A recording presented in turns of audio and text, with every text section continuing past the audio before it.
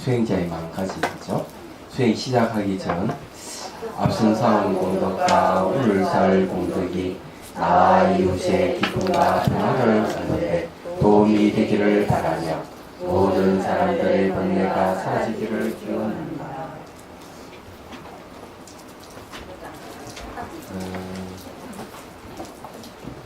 159페이지 할절 아닙니까? 맞죠? 네.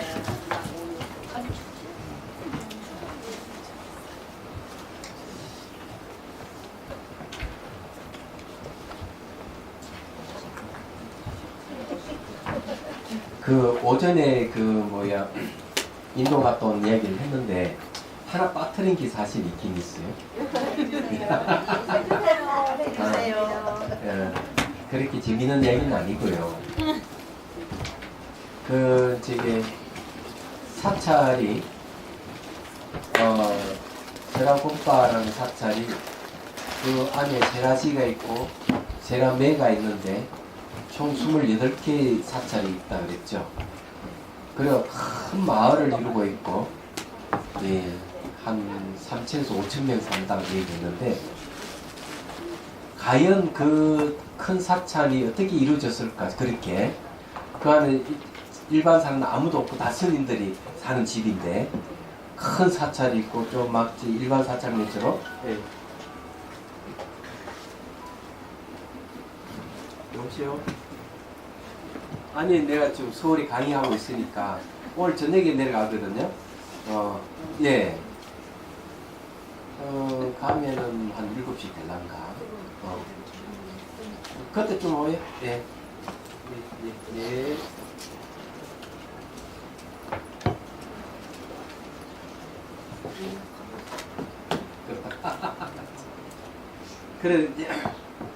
그런데 저도 궁금해서 하나 물어봤어요. 어떻게 이렇게 거대한 이 사찰의 마을을 이룰 수가 있나? 어째서 이게 가능한가? 하고 그 스님들에게 물어봤어요. 여러분도 궁금하지 않아요? 불가능한 일인데 그래 이 얘기를 하더라고요. 티베트도 가면 그런 사찰을 해가지고 마을을 이루고 있을 겁니다. 이 마을을 이루고 있는데 초창기 남인도에 인도 정부로부터 땅을 부여받았을 때는 아무것도 없던 밀림이랍니다. 그는 그리 나무를 베고 전부 다 경작지를 만들고 계속 땀을 흘려가면서 그걸 했답니다. 어쩔 수 없잖아요. 아무것도 없으니까. 근데 실제적으로 그 사찰을 지을 수 있는 힘이 어디서 있는가 봐. 스님들이 바로 사찰에서 배웠던 불법 공부예요. 불교입니다. 부처님 가르침을 학습하고 수행하고 했던 그 힘이에요. 그래서 거기에 계시라든지 림포체들이 해외에 나가지고 법문을 하고 그 도네이션을 받았어. 이룩한 거예요. 얘기하자면.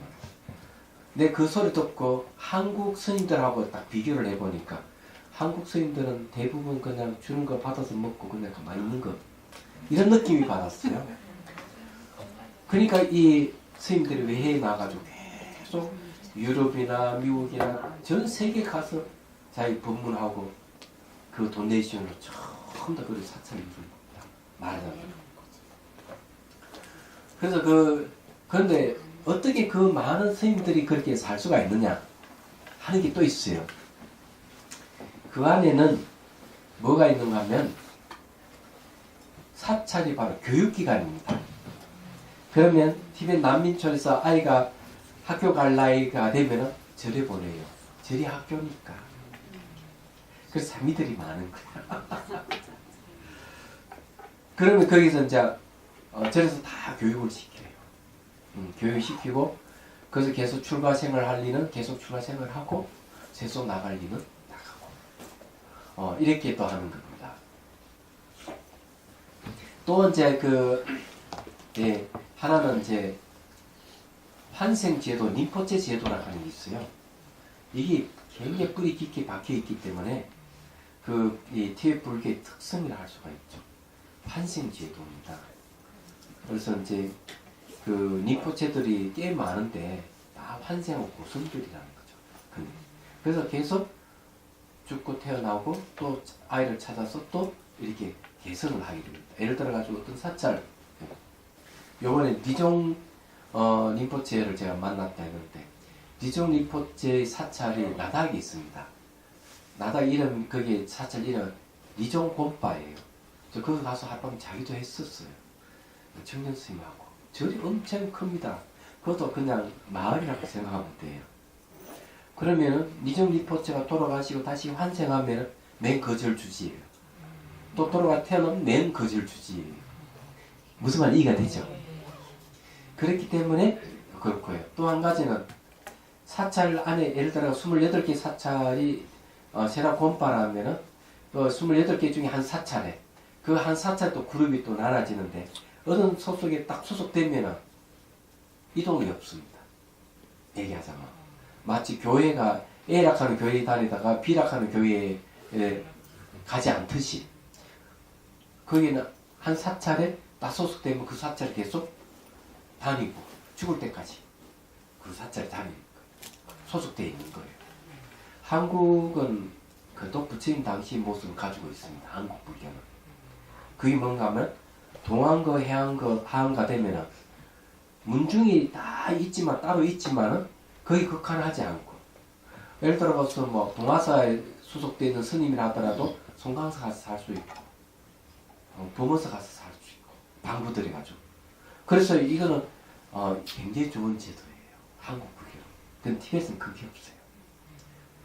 그래서 티벳 불교는 거의 장점일 수도 있고 단점일 수도 있고 그렇습니다. 어떤 사찰에 소속되어 있면 계속 그 사찰에서 못 벗어난다는 거예요. 그러니까 원래 결집도 되죠. 그런 면에서. 그리고 이제 존재하는 법문이 있으면 모든 사찰에 있는 스님들이 다 모여서 법문 듣고, 네, 이러는 거예요. 그러니까 그렇다 하는 얘기입니다. 그래서 공부해야죠.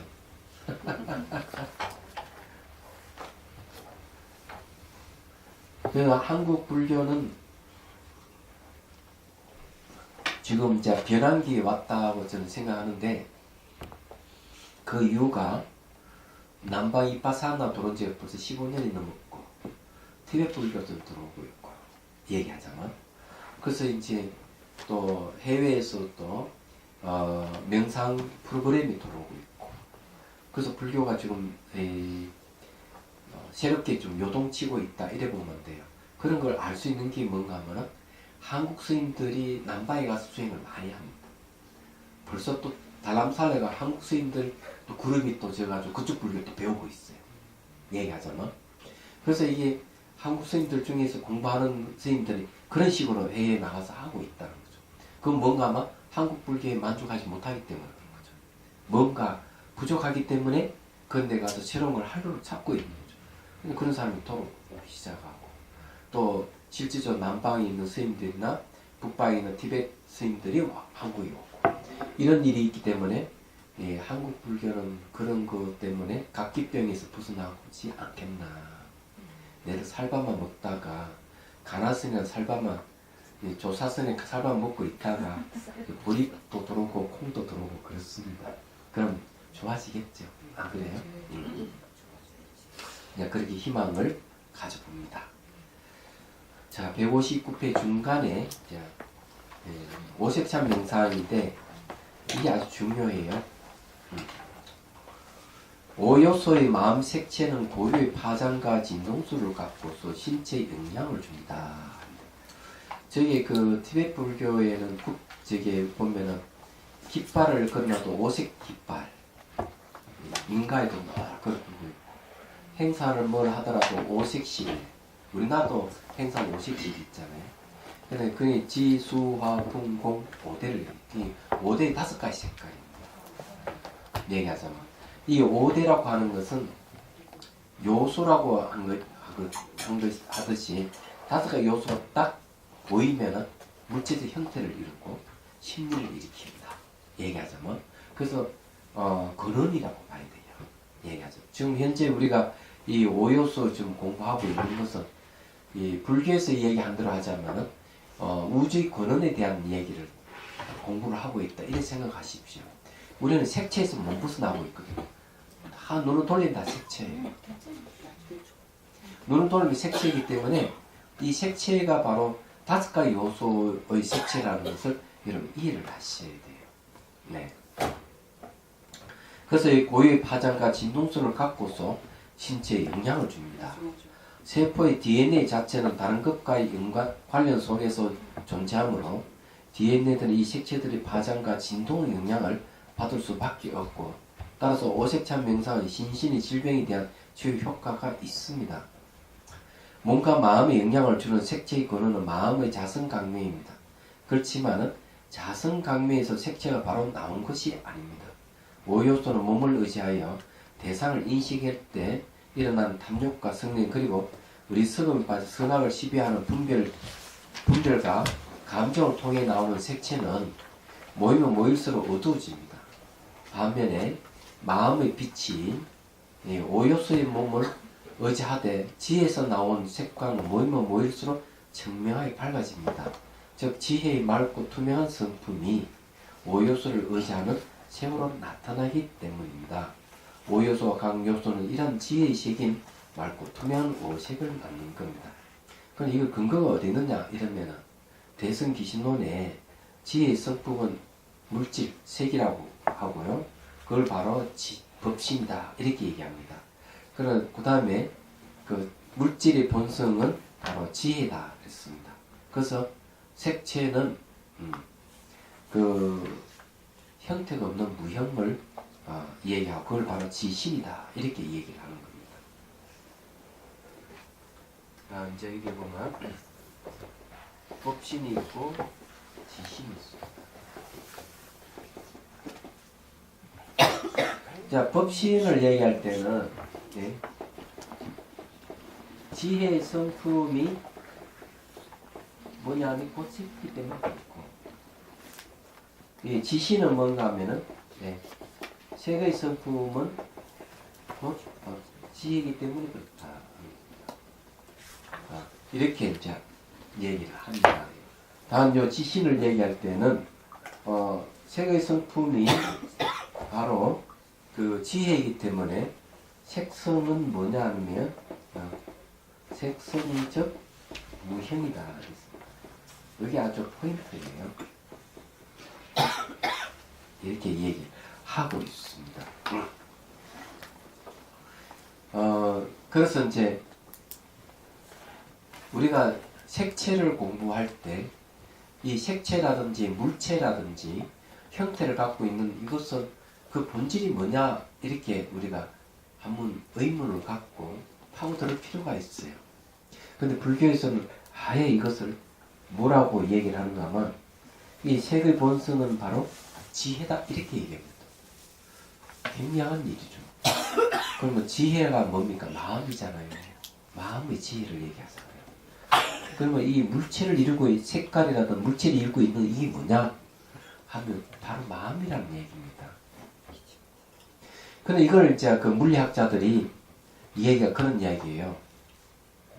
이 세계는 파장으로 이루어져 있기 때문에 이 파장이라 하는 것은 찰나생 찰나멸을 하는 겁니다.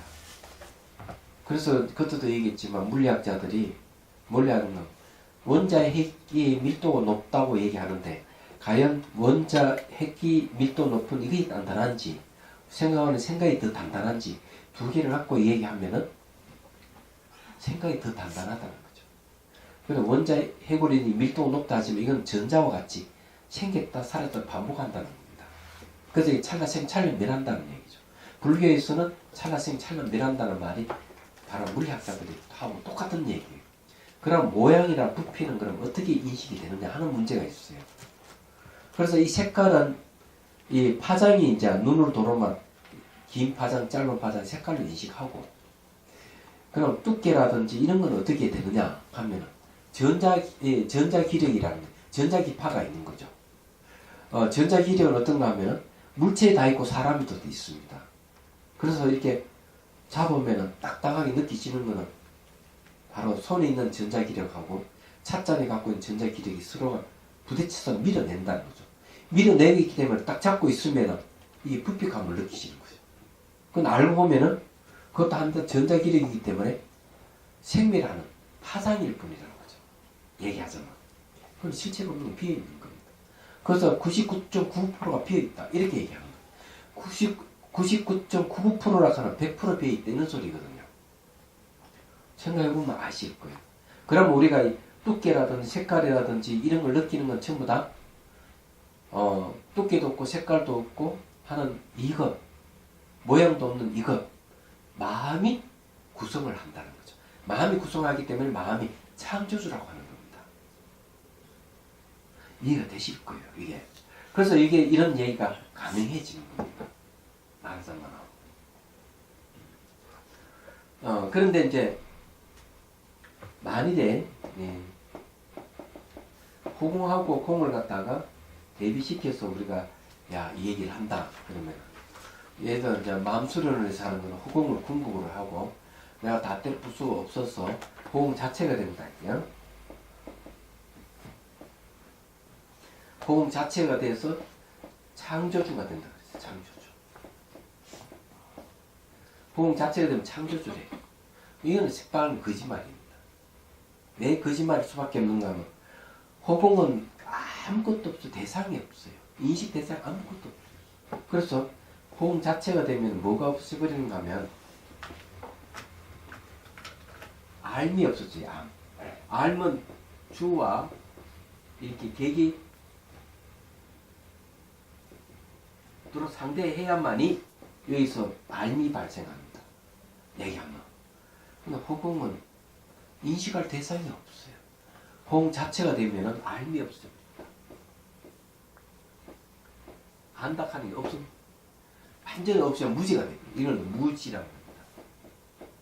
그래서 호공은 무지를 일으킨다는 말이 맞는 얘기예요. 알미 없어요. 그러면은 제가 이제 옛날에 그 군부대에서 심리치료사들 모여가지고 그걸 이제 1박 2일 동안 연수가 있었어. 이제 경기도 어떤 군부대에서 학자들하고 모여가 세미나를 열면서 1박 2일이 있었는데 그때 종교인들이 대거 참여를 했었어요. 그래가지고는 하필 목사, 신부, 정녀, 수녀 이런 분들하고 그 분과 토론을 하게 된 거죠. 심리에 대해서.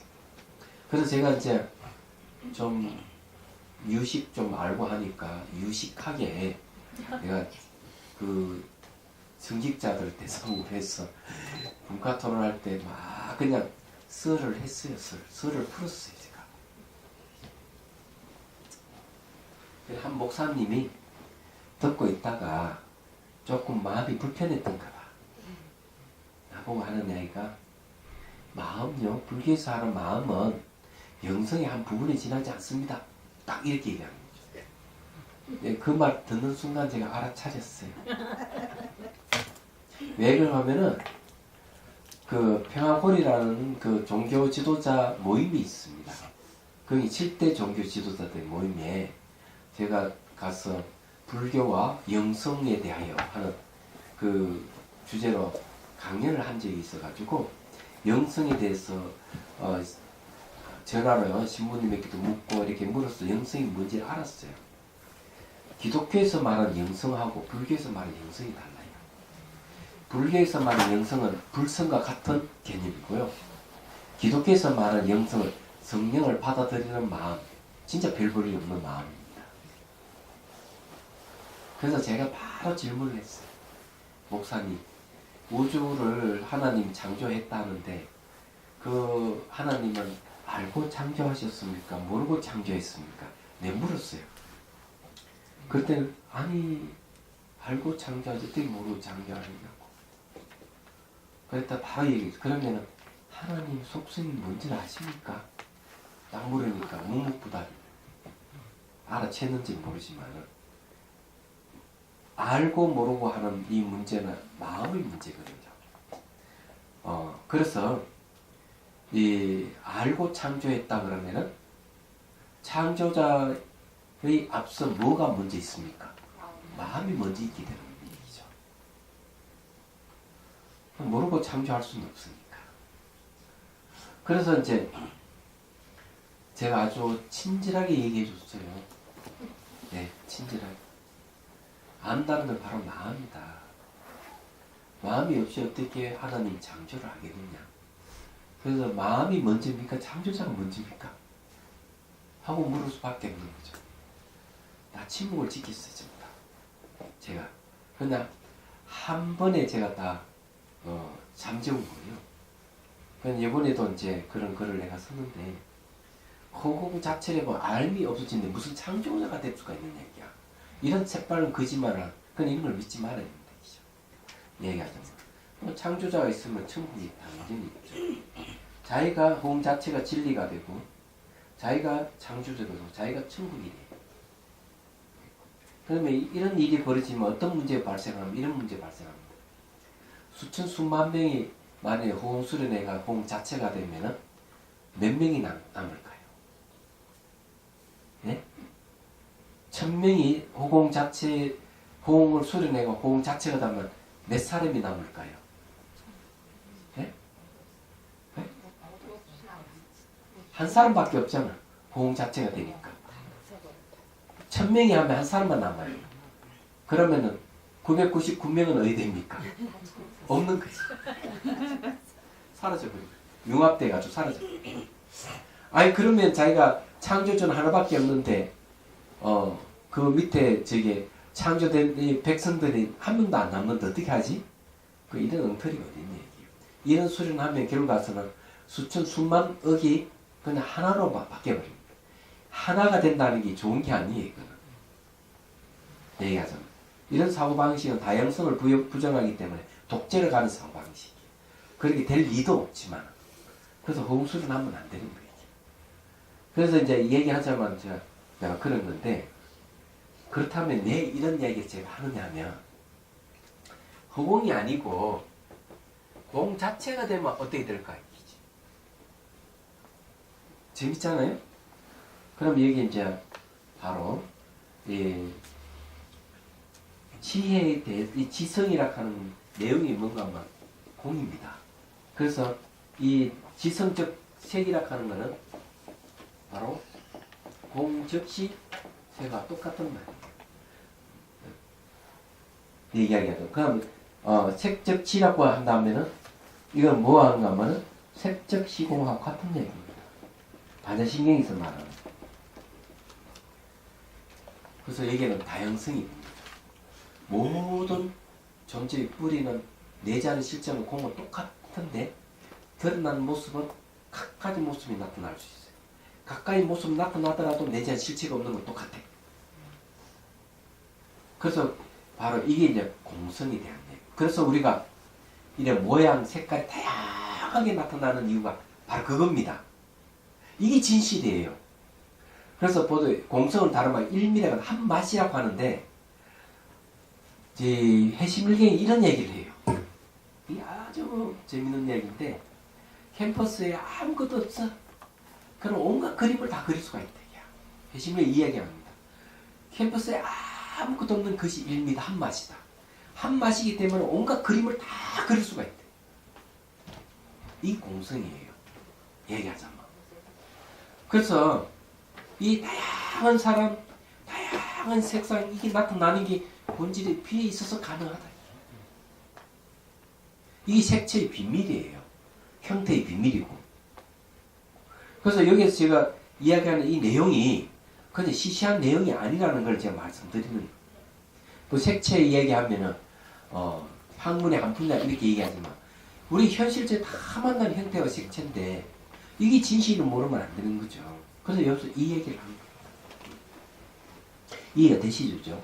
네. 이처럼 오요소는 심리와 색채를 일으키므로 심리가 어두우면 그 색채도 어둡고 심리가 밝으면 그 색채도 따라서 밝고 투명해집니다. 왜? 마음이 색채니까. 네. 즉 색채는 심리 반영입니다. 그러므로 오색차 명상 중에 선명하게 색채를 떠올릴 수 없거나 선명하지 못한 색채가 연상된다면 이는 본인의 아르마의 색이 올라온 것입니다. 까르마의식이라는 말은 뭔가 하면은 마음이 이 조작하는 마음이 너무 강해가지고 일이 일어난다는 거예요. 얘기하죠. 그래서 이게 선명하지 못하고 떠올리지도 못하고 이런 것은 마음이 매우 산란한다든지 대상을 자기 마음대로 만든다든지 이런 성향 때문에 그런 거예요. 다른 이유가 있는 게 그래서 까르마의 세계에 올라온다 하는 겁니다. 제가 그 옛날에 은혜사에서 명상을 한번 지도를 했는데 명상이 뭔지 모르니까 벌써 20년도 훨씬 옛날 얘기입니다. 그 큰 방에다가 불을 딱 끊어놓고 촛불 하나 다 켜게 한 거예요. 그래서 초등학생부터 해가지고 어른까지 한 40여 명이 이제 벽을 향해 앉아가 촛불을 딱 보고 한 10초나 20초 바라보고 눈을 딱 감아서 촛불이 머릿속에나 가슴 속에 들어오게 하는 겁니다. 그런데 아주 재미있는 현상입니다. 어른들은요 촛불이 이미지가 떠오르지를 않아요. 거의 대부분. 대학생들은 떠오르는데 흑백이 많아요. 근데 초등학생이나 중학생 애들을 하면 촛불이 선명하고 칼라로 나타나요. 이게 뭘 반대하느냐? 나이가 들면 들수록 일이 많고 세파에 시달리다 보면 의식이 명료하지 못하다는 거야. 그런 걸 얘기해요. 그래 마찬가지로 색채가 면상이 안 되거나 이 떠오르지 않고 이러면 본인이 까르마가 굉장히 강하다는 거예요. 조작하는 힘이죠. 얘기하잖아. 있는 그대로 보는 힘이 없어지고 아이들일수록 있는 그대로 보는 힘이 남아있어. 자, 그러므로 반복하여 오색 명상을 꾸준히 하고 자기 자신을 상대로 사랑과 연민심을 가지고 명상을 하면 선명하게 색이 나타납니다. 하지만 직접 지혜에 의해서 빛이 나오는 것이 아니라 자비심에 의해서 나왔으므로 자주 법문을 듣고 사유하면서 명상을 하여 지혜를 개발하게 되면 색이 선명해집니다. 여러분 지혜라는 말을 쓰는데 이것도 개념을 알아야 돼요. 불교에서 말하는 도대체 지혜라는 게 어떤 뜻을 갖고 있느냐. 지혜에 반대되는 것은 뭔가는 무명이 있습니다. 무명. 그래서 무명은 사리 분별 못하는 것, 정신이 흐릿한 것, 이런 게 전부 무명이고 사리 분별을 너무 잘하는 것, 의식이 명료에 밝은 것은 지혜에 속합니다. 그럼 여기서도 뭐가 있는가 하면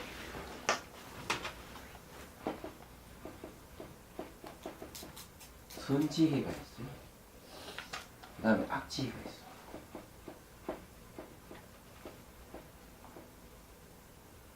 선지와 악지가 있는데 사리 분별을 잘 하는데 자기 개인의 이익을 위해서 머리 쓰는 그런 것은 악지혜라고 합니다. 대표적으로 도둑놈이 하는 짓이죠. 집 털기 위해서 계획을 짜고 집주인이 들고 나는 거 잘 알았어. 물건이 어디 있는지 파악을 해서 물건 훔쳐가는 것은 사리 분별을 잘 하긴 하는데 악지혜예요. 선지혜는 오히려 사람들 도와주는 걸 얘기합니다. 사리 분별을 했어. 근데 불교의 지혜는 뭘 얘기하느냐? 사리 분별을 잘하게 하는데 모든 존재에 공통되는 것을 바르게 아는 것을 얘기를 합니다. 그래서 이 지혜는 불교의 지혜는 바뀌지 않아요. 예를 들어서 모든 것은 변한다. 사람도 변하고 적성도 변하고 집도 변하고 지구도 변하고 우주도 변한다. 이렇게 알면은 이 변하는 것은 바뀌지 않아요. 변하는 건 바뀌지 않기 때문에 그 변하는 걸 아는 마음도 안 바뀌는 겁니다. 이게 지혜라고 그래요. 고도 그렇고 무아도 그렇고 공도 그렇습니다. 근데 이번에 그 가이드가 뭐라고 얘기하는가 봐. 나란다라는 말을 이렇게 해석하는 거죠. 나란다는 연꽃이고 나락하면 준다는 말입니다. 나란다 대학은 연꽃을 준다 하는 그런 절 이름이라는 거예요. 연꽃은 지혜를 얘기합니다. 지혜를 준다. 연꽃 이름은 다양하기 때문에 푼다리카라도 연꽃이라는 이름이지만, 그리고 이제 카마라 신라 할 때 카마라라 하는 말도 연꽃이지만 나란다라 하는 말도 연꽃이다. 그런 얘기예요. 그래 가만히 생각해보면 맞는 얘기예요. 불교는 연꽃을 지혜를 상징하는 꽃으로서 연꽃을 듭니다. 왜 그러냐 하면은 진흙에서 연꽃이 피기 때문에. 진흙은 번뇌입니다. 번뇌에서 연꽃이 피는 거예요.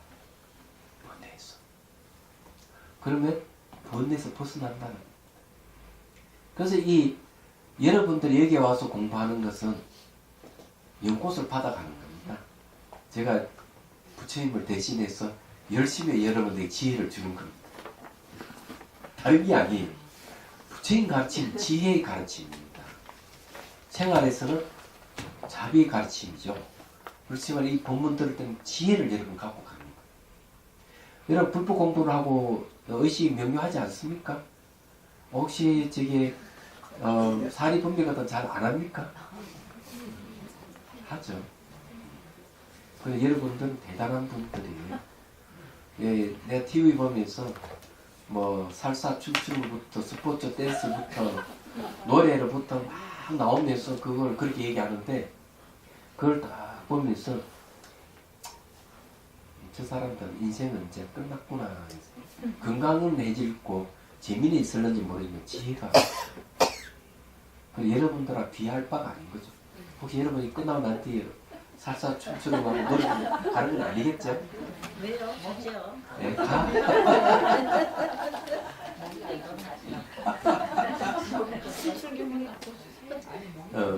나쁘지 않다고 생각합니다. 그래도 그 건강을 위해서. 그래도 이제 이 연꽃 받는 공부를 열심히 하시는, 그래 남에게 연꽃을 줄 수 있잖아요. 안 그래요? 네. 이게 얼마나 좋은 일이에요. 백질입니다. 다음 신강명과 시각의 상봉. 네. 신강명은 정강명이라 그럽니다. 정강명은 바로 우리 마음의 본성을 정강명, 빛이라 그래요. 빛은 어디서 오는가 말아. 빛은 바로 지혜를 얘기합니다. 근데 여러분 이제 수행을 하다 보면 이런 게 생겨요. 머리에서 전동 불빛 같은 환한 이런 느낌. 혹시 그 체험하신 분 있습니까? 왜? 수행을 했는데 보니까 이렇게 후광 같은 게 생겨가지고 사람들 눈을 안 보이지만 자기 이렇게 전혀 의식 깨있는 상태예요. 그런 상태고, 이게 뭔가 아마 이 강명은 실제로 이 불빛을 얘기하는 게 아니에요. 마음의 빛을 얘기합니다. 그런 걸 경험하셔야 돼요. 저는 늘 경험하고 날마다 이렇게 고뇌가 좀 있고 이러면은 그런 게 없는데 보통 늘 그래요. 그래서 이게 실제 여러분도 체험이 가능한 얘기다. 이 말씀을 드리는 얘기. 그래서 이제 이 부처님의 가르침을 빛의 가르침이라고 그래요. 비록 바이로찬나라는 게 비로잔나부를 얘기하는데, 바이로찬나는 빛이라는 거지. 빛의 부처님을 얘기합니다. 법신불이죠. 얘기하잖아. 그래서 이제 밝게는 해보다 덜 밝고 이런 말이 있습니다.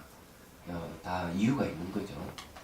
자, 그런 이게 신강명은 바로 어머니를 얘기합니다. 어머니입니다. 그 다음에 시각이 있죠. 시각. 신강명은 어머니라고 그러면 여기 이제 비롯한 십자 깨달아 가기예요. 깨달아 가기 시작하는 것은 자입니다. 자녀를 얘기합니다. 얘기하잖아.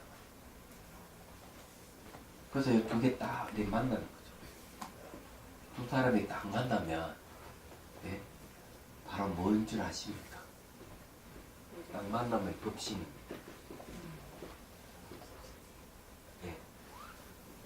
아버지는요 아버지도 있죠, 아버지.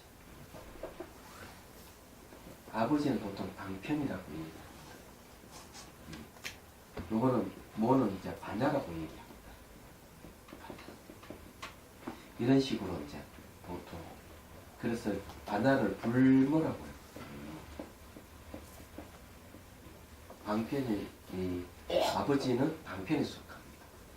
그래서 요 두 사람이 딱 만나는 결합하는 모습으로 보면은 남녀가 서로 껴안고 있는 모습을 테마가 들어있죠. 보면은 예, 그런 이런 걸 상징하는 거예요. 상징성입니다. 실제 성교하는 모습은 아니고 착각하면 안 됩니다. 자, 이게 이제 상봉한다 하는 깨닫는다 이런 소리입니다. 명상의 목적은 괴로움을 정확하게 알고 그 괴로움에서 벗어나고자 하는 것입니다. 괴로움 중에서 가장 큰 괴로움은 넓고 병돌 죽는 문제입니다. 마음의 본성을 청정하여 탐욕과 성냄과 어리석음이 없습니다. 탐욕은 늙게 하고 분노는 병들게 하며 죽음이 없는 마음의 본성을 모르는 어리석음은 죽음을 가져옵니다. 그 탐진치 이러면 늙고 병들고 죽는다는 걸 얘기합니다. 탐진치 그렇게 얘기합니다. 이게 제 얘기가 아니고 어떤 저기 논수에 나온 걸 그대로 인용했는데 그 논수가 어디는지 잘 모르겠어요. 기억만 있어가지고 제가 이거 적었습니다. 근데 어리석음은 죽음을 가져온다는 말이 무슨 말인지 잘 모르시죠? 죽으면 다시 또 윤회를 하게 됩니다. 무명에 의해 가지고 우리는 죽음이 있게 되는 거죠. 생로병사 죽음이 있게 됩니다. 그래서 보십시오. 무명, 행식, 행, 식, 명식, 유기, 촉수, 애, 지, 유, 생, 무사 이러면 총 12단계잖아요. 끝에가 늙고 죽는 겁니다. 늙고 죽으면 고잖아. 고에서 다음에 뭐가 생기? 어리석음이 생깁니다. 다시 무명으로 돌아옵니다. 아, 이해가 되시죠? 그래서 미혹의 업, 고랍니다. 미혹은 업을 짓고 업에 의해서 고통이 고통 다시 무명으로 돌아오는 겁니다. 그래서 무명은 죽음하고 관련이 있는 거예요. 그 넓고 병들은 탐욕과 분노하고 관련이 있는 겁니다. 이게. 그 여러분들 욕심 많이 부리고 이런 빨리 늙습니다. 예. 그런 분노를 일으키고 이런 병이 들어요. 그거 아셔야 돼요. 그건 진짜 맞는 얘기. 제가 좀 적게 보이죠? 제가 이게 탐심이 좀 적고, 분노가 좀 적어서 그럴 가능성이 있습니다. 저도 욕심도 내고, 화도 내고 그러거든요. 그래도 여러분보다 제가 조금 나은 것 같아요.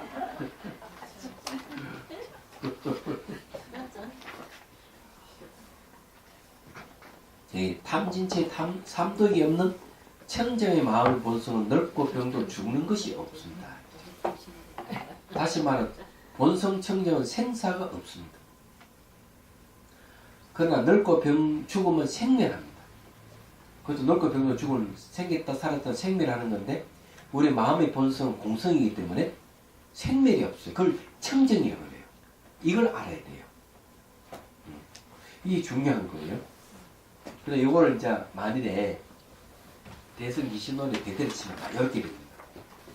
1심에 심진여가 있고 심생멸이 있다. 심생멸은 뭔가 하면은 바로 탐진치하고 관련된 마음입니다. 심진여는 바로 탐진치가 없는 본성천지 이렇게 되는 겁니다.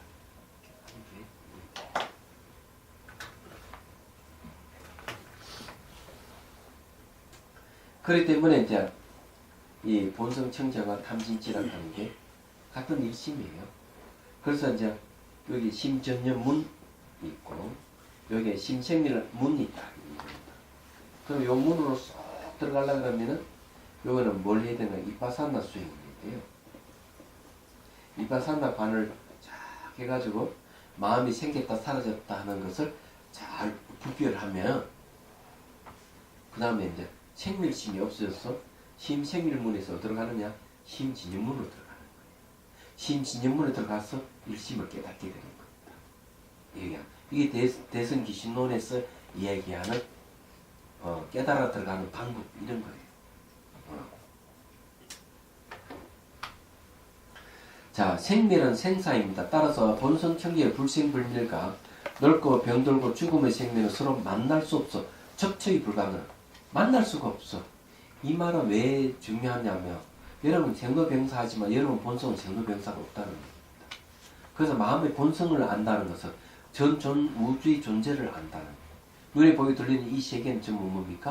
내 마음이 투영돼서 나타나는 세계이기 때문에 모든 존재가 청정하다 그러면은 마음의 본성이 청정하다 그러면은 보이고 들리는 이 세계는 다 환영이라는 소리입니다. 실제 하지 않는 겁니다. 그래서 수행하시는 분들이 종종 하는 얘기가 보이고 들리는 이 세계는 마치 환영같이 보인다. 이렇게 얘기하는 사람이 있어요.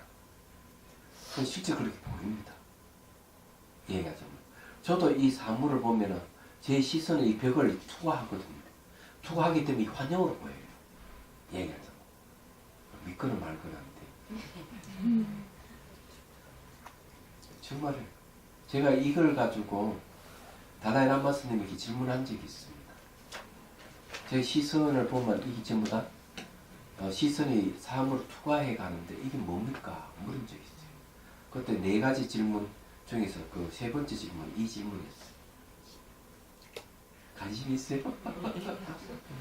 그런데 그런 얘기, 그런 전생에 당신의 수행은 힘에 의해서 나타난 거예요. 그러니까 이 말은 뭔가 하면 전생에도 내가 수행했다는 얘기죠. 그 얘기는. 근데 이제 전생 수행 얘기라는 겁니다. 그게. 근데 다른 그 나이 많은 노선이 캄돌 림포체에게 물었어요. 똑같이. 물으니까 사물이 비어 있는 걸 보는 것이다. 사물이 비어 있다. 사물이 공함을 본다. 그렇기 때문에 시선이 차고 나간다. 차고 나간다 하는 사물이 비어 있다는 걸 본다는 거예요. 처음 질문을 듣고 깜짝 놀랐죠. 그래서 새로운 사실을 알게 됐고 달라이 라마 스님께 물었던 것은 역시 내가 전생에 수행자였다 하는 사실을 알게 됐던 거예요. 얘기하죠. 그런 겁니다. 이게. 지금도 똑같이 보면 시선이 다 투과되고 있어요. 이게. 근데 뭐 벽 뒷면을 본다든지 그런 건 아닙니다. 그거는 그런 게 없어. 그렇다면 모든 존재가 다 비어있다 하는 걸 알게 되는 거예요. 이게. 그때 이제 그 2000년도에 가서 이제 물었던 내용이에요. 말하자면은. 그 첫 번째 질문은, 네. 제가 그랬습니다. 망명 정부를 이끌면서 수많은 어려움을 헤쳐왔을 텐데, 그런데도 불구하고 얼굴이 평온하고 미소를 지을 수 있다는 것은, 어떤 비결이 있어서 그렇습니까? 비법을 말씀해 주십시오. 미소를 지을 수 있는 비법. 그 딱 한마디. 저는 공성과 보리심을 한 번도 잊은 적이 없습니다. 지구 반대편에서 저희 법문을 요구한다면 제가 불연천에 가서 갑니다. 네, 이 얘기를 하더라고요. 그래, 마음이 평안하다고 하는 것은 얼굴 미소를 지을 수 있다 하는 것은 공성과 보리심을 잊어버리지 않기 때문입니다. 두 번째는 성가의 교육에 대한 것. 세속에 발맞추고 가려하는 게 성가가 타락할 것 같고, 교육이. 또 성가 교육을 전통 그대로 고수하지 않으니까 세속에 뒤처지는 것 같고, 어찌 했으면 좋겠습니까? 이걸 양두논법이라고 해요. 양두논법. 이 몸뚱아리는 하나인데 머리가 둘이다. 한쪽 머리를 탁 치고 한쪽 머리를 탁 물어버리는 그런 얘기죠. 이게 양두논법 질문이에요. 그래서 이게 세속을 안 따라갈 수도 없고 성가교육을 안 지킬 수도 없는데 어찌하면 좋겠는데 이 말이에요. 그러니까 하시는 말씀이 옛날이나 지금이나 부처님 당시나 지금이나 번뇌가 일어나는 건 똑같습니다. 그러면서 교리는 세월에 따라 계속 발전해 왔습니다. 발전해 왔다 하는 건 뭘 얘기합니까? 번뇌를 퇴치하는 방법이 발전해 왔다는 거지. 이게 해답이에요. 그러나 성가 교육은 바로 번뇌를 없애는데 그 교육이 초점이 있다는 거죠. 만일 대한민국의 대학에서 강의하는 걸 비교해 보면 어떤 게 훨씬 더 수성하겠습니까? 세속의 대학에서는 번뇌를 없애는 방법을 가르쳐 주는 게 아니에요.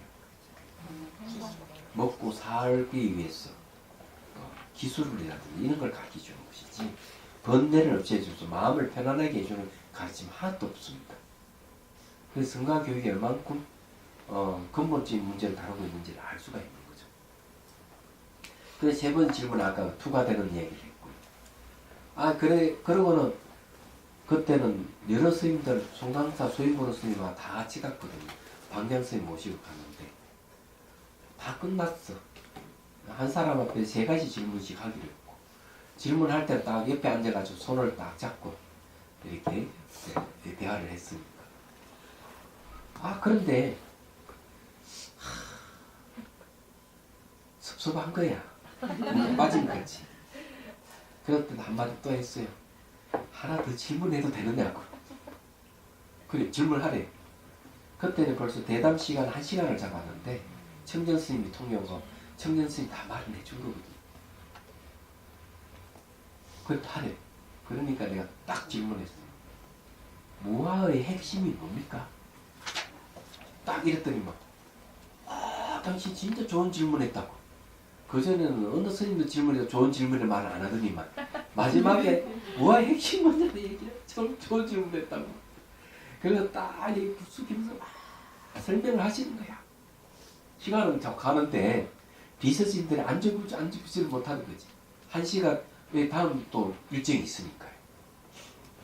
근데 존자님은 그러거나 말거나 기쁜 마음으로 얼굴이 막 이 기쁜 표정으로 설명을 하는 거예요.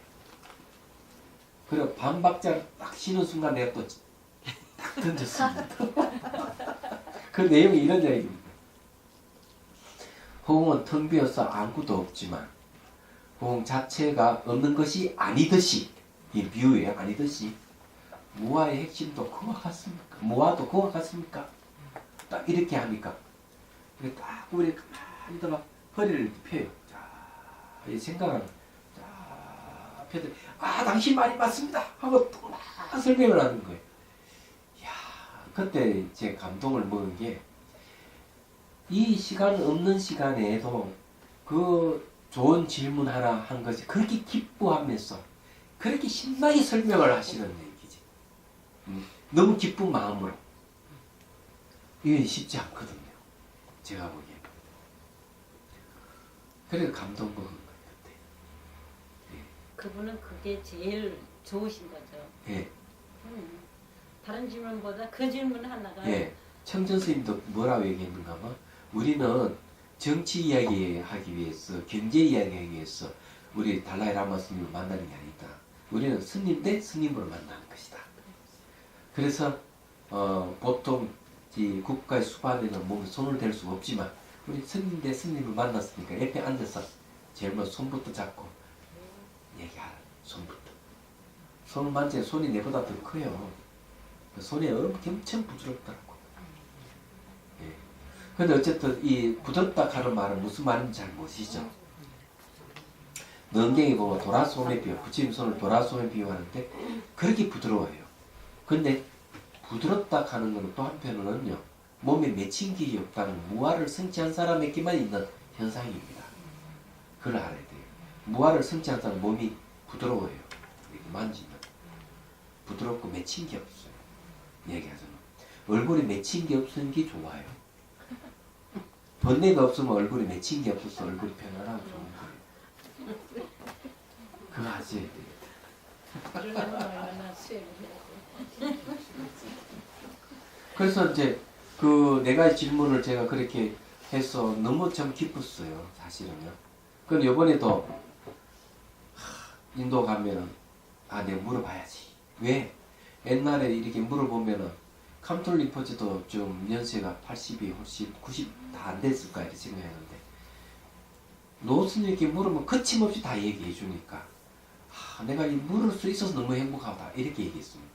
요번에 이정 림포체도 89세지만 너무 물을 수 있어서 너무 행복한 거예요. 바로 대답이 바로 탁 나와버리니까. 그래서 옛날부터 오래된 거 좋은 것 중 차가 오래된 게 좋고 생각이 오래된 게 좋고 늙은 호박이 좋듯이 중이 오래된 게 좋은 거예요. 지혜가 있거든. 그래 너무 기뻤어요. 사실은요. 자, 그 다음 봅시다. 예. 옛날 얘기하다 시간 나가면. 그래서 여기에 불생불멸과 늙은 병 죽음의 생명은 서로 만날 수 접촉이 불가능합니다.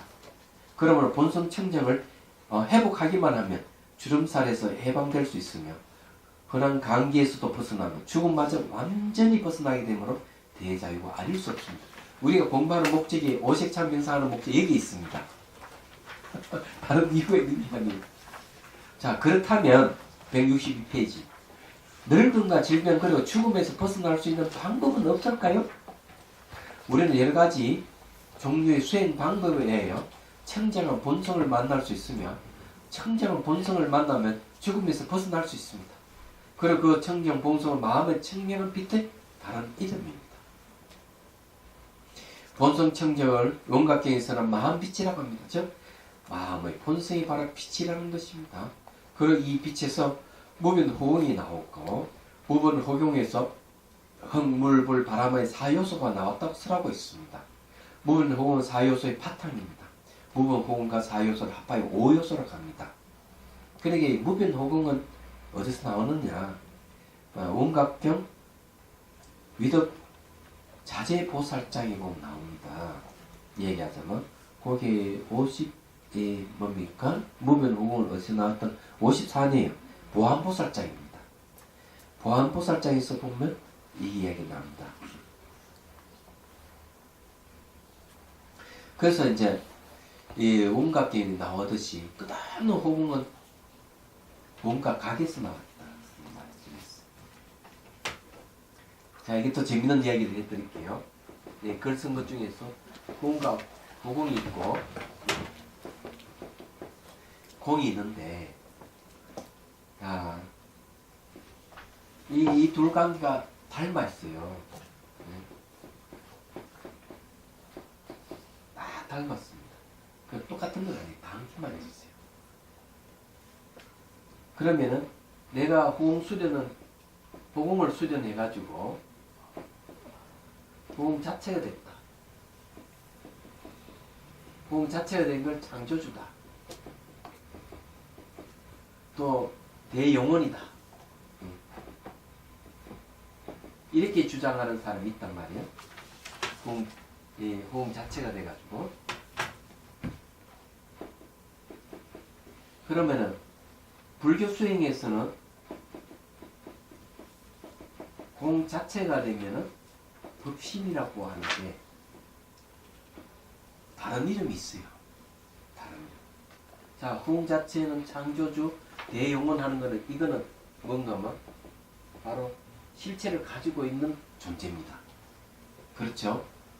법신은 실체를 가지고 있는 존재가 아니에요. 법신편 모든 게 다 법신을 하지만 내장은 그냥 비어있는 공이에요. 얘가. 근데 이거는 공에서 이 실체화되어 가는 거. 이게 다른 점이에요. 근데 공 자체가 됐다 하면 다른 이름이 뭐냐면 요겁니다. 각입니다.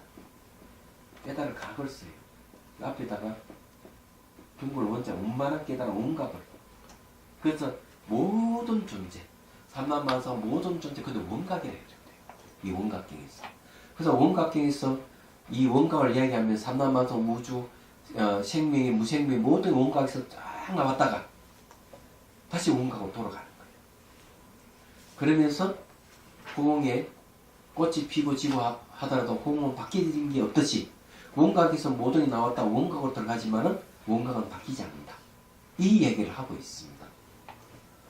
근데 원각을 대용원이 창조주니 이런 얘기를 안 하는 거예요. 불교에서는. 왜? 본질이 공하기 때문에. 그래서 불교에는 창조주가 없어요. 재밌죠? 야, 이 멋있는 거예요. 마음이 창조주. 예, 마음이 창조주예요. 일지월장하시. 그래서 여기 이제 무변 호응을 어디서 나오는가 하면은 바로 원각 각에서 나오는 겁니다. 깨달을 각에서 나오는. 그래서 뭐가 나온다 하는 거는 창조를 얘기합니다. 창조. 그래서 원각에서 모든 게 창조됐다가 다 원각으로 돌아간다. 원각으로 돌아갈 때 원각을 회복하는 걸 얘기합니다. 무명이 원각에서 무명이 나왔다는 소리 똑같은 얘기예요. 그건 대승지 신론에서 얘기를 하고 있거든요. 본각에서 불각이 나온 거예요. 그렇지만 그거는 불각 착각입니다. 불각도 원래 본각이에요. 본각의 모습을 갖고 있는데 착각이에요. 착각은 존재하지 않는 걸 있다는 생각을 갖고 있는 걸 얘기하죠.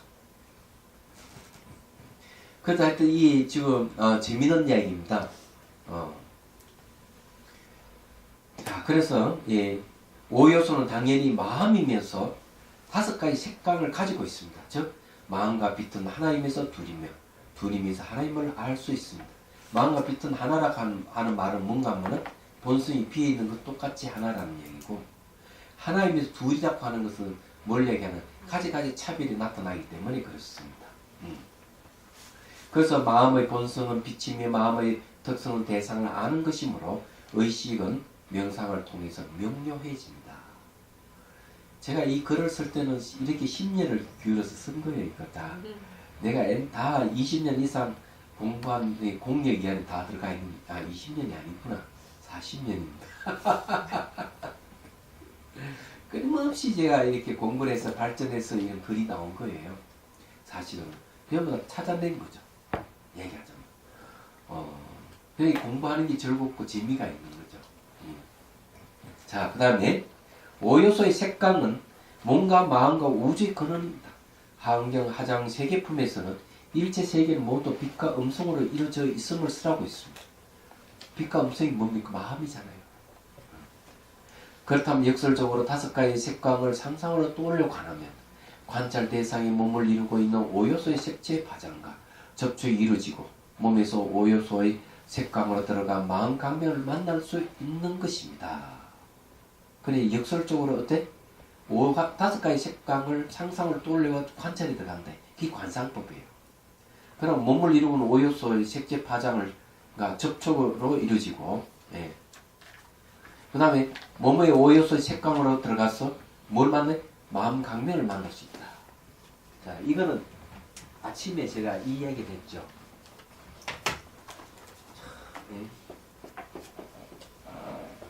여기에 이제 천수천왕 간세음보살이 계시는데 가슴에 열림에서 가슴 속으로 쑥 들어가면 여기에도 또한 보살님이 딱 이렇게 있는 거예요.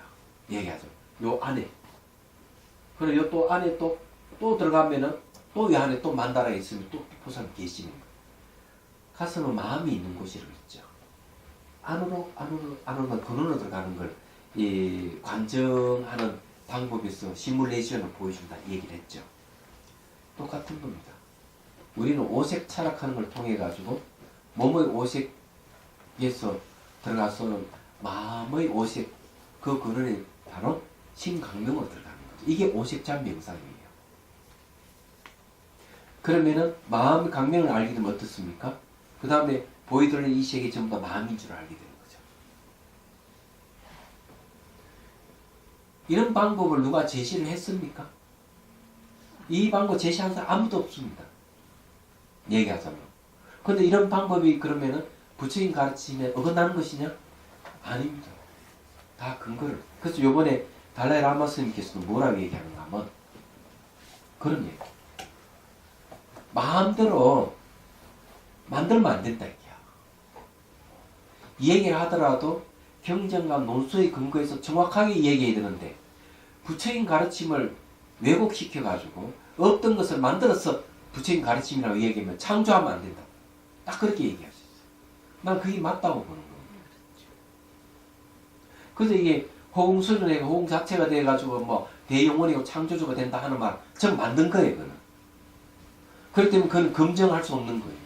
검증이 안 되고 그런 거 하면 이제 나중에 이제 문제가 생기는 거죠.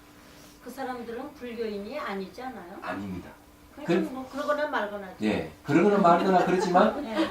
불자들이 가고 성녀들이 가고 망가지니까 문제가 되는 거예요. 아 그래? 네. 불교 걸 차용해 쓰는 거죠. 기독교계 용어를 차용해 쓰는 겁니다. 그래가 불교인 기독교에 막 끌어당기고 있는 거죠. 그게 그 유교 왕전 유교의 그 수행법으로 나오는 거더라고요. 저는 공자강의를 한번 들었더니 공자강의 그게 있어서 수행법을 주시는데 그게 있더라고요. 근데 모든 걸 다 끌어붙여 해야 갈까 이 사람들이 그게 광고 효과죠. 그냥 제가 얘기하고 싶은 그런 건 아니고 그래서 뭐든지 교리를 자기가 만들어서 얘기하면 안 된다.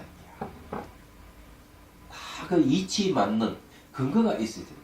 그 이건 다 이 근거를 갖고 여러분들이 얘기를 하는 말이잖아요. 그래서 이제 옛날 것을 현대어로 바꿔서 쉽게 저 설명하고 있는 겁니다. 수행 원리를 얘기를 하고 있는 거예요. 제가 나이가 좀 더 들면 더 무르익은 글이 나오겠죠. 지금도 충분해요.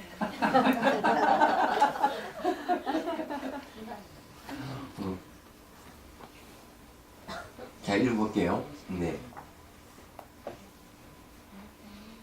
그래서 거기에 이제 요즘 과학에서 상상 속에서 대상에 대해 사고 실험하는 방법과 유사합니다.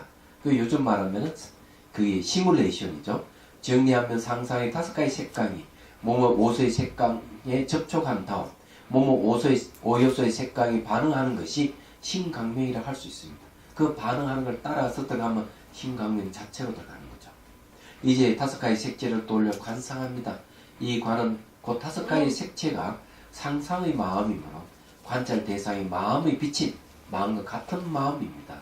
그러므로 주관이 관상하는 마음과 객관의 마음 강명의 마음은 같은 마음이므로 서로 통하여 마음의 본성인 빛을 깨달을 수 있습니다. 자, 빛을 깨달을 수 있는데 이런 게 있어요. 자, 물어볼게요. 마음이 마음을 볼 수 있을까요? 없을까요? 예? 마음이 마음을 볼 수 있습니다. 첫 번째.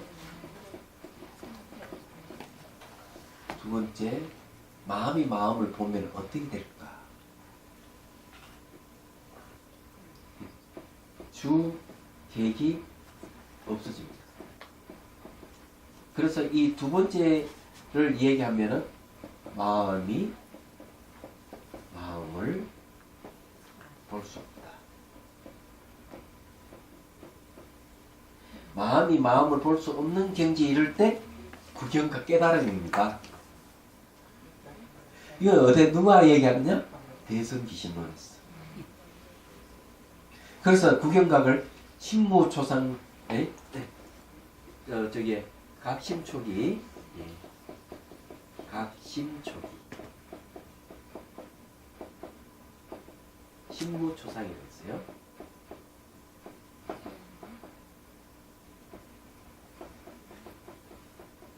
자, 뭘 깨달았느냐? 마음이 처음으로 일어나는 걸 내가 깨닫게 되니까 마음에는 처음의 모습이 없더라.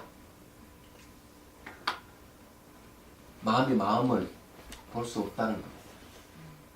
그래서 여기에 수행 원리가 여기에서 나옵니다. 그래서 넘경에서 삼매에 들어가는 방법을 제시를 어떻게 했느냐. 소리를 관찰할 때 관하는 마음을 보라. 그러면 바깥에 들어오는 소리는 끊어져 버릴 것이다. 이렇게 얘기하는 거예요. 한번 실험을 해볼까요? 그런 현상이 생겨요. 종 있으면 종 한번 치면은 알 수가 있는데 종을 치고 그 종소리를 듣다가 듣는 마음을 초점을 그쪽으로 탁 이렇게 옮기는 순간 소리가 희미해지거나 약해지거나 그런 게 현상이 생깁니다. 얘기하자고. 그래서 마음이 마음을 보는 거죠. 그게. 마음이 마음을 보게 되면은 마음이 움직임이 중지가 됩니다. 마음이 올스톱 돼버리면은 삼매에 들어가는 거예요. 굉장한 거예요. 그리고 그 세계에 들어가면은 아무것도 없어요. 정말 아무것도 없어요. 비어 있습니다. 공같이 텅 비어 아무것도 없어요. 벌써 그런 것을 체험하는 사람이 좀 나오기 시작했습니다. 아주 좋은 일이죠. 그 수행 일기 한번 읽어드릴까? 저 그런 것도 있어요. 벌써 이제 자비수관 하시는 분 중에 그런 분이죠. 네. 네. 시간 문제가 아니니까 내가 나왔으니까. 네. 아직 2분 남았어? 10분에 끝나야 되는데 지났습니다. 10분에 끝내야 돼요? 10분이요. 아, 10분 오버했네. 네. 아, 그러면은 휴식하겠습니다. 오늘 여기까지 하고 다음 시간에 그 얘기 162페이지부터 다시 하겠습니다. 아, 나는 30분 줄 알았어요.